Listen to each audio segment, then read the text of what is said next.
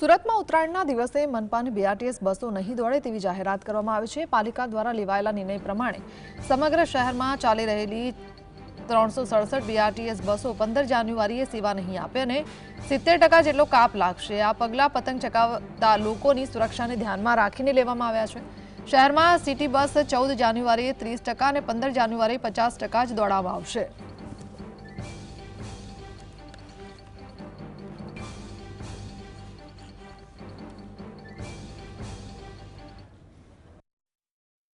તારીખે 100% BRTS route બંધ રાખશું।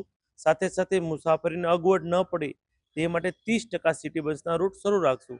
15 તારીખે પણ સેમ કે 30% જેટલા બીઆરટીએસના રૂટ બંધ રાખશું, 70% શરૂ રાખશું અને 50% સિટી બસના રૂટ શરૂ રાખશું।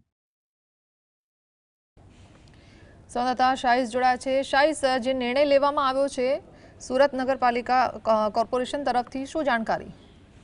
बिल्कुल આવતીકાલે 14 અને પરમ દિવસે 15મી તારીખે સુરત મહાનગરપાલિકા દ્વારા નિર્ણય લેવામાં આવ્યો છે।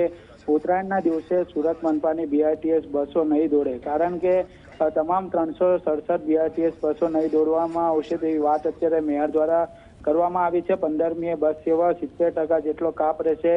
બીઆરટીએસ બસ કોરિડોરમાં લોકો પતંગ ચગાવવા અને પકડવા માટે આવતા હોય છે, તેના કારણે અકસ્માતનો ભય પણ જોવા મળતો હોય છે। તેના કારણે સિટી બસ 14મીએ 30% તેમજ 15મીએ 50% દોડવામાં આવશે તેવી વાત કરવામાં આવી રહી છે। બ્રિજ પર ટુ વ્હીલર વાહનો ન જવા માટે પણ મેયર દ્વારા અપીલ કરવામાં આવી છે। એટલે જે રીતના 14 અને 15મી તારીખે ઉત્તરાયણનો પર્વ છે, ત્યારે સુરત શહેરની અંદર મોટી માત્રામાં બ્રિજ સિટી તરીકે ઓળખવામાં આવતું હોય છે, ત્યારે બ્રિજ પર પણ ટુ વ્હીલર વાહનો પ્રતિબંધ મૂકવામાં આવ્યો છે અને સુરત પોલીસના જવાનો પણ બ્રિજ પર તૈનાત રહેશે।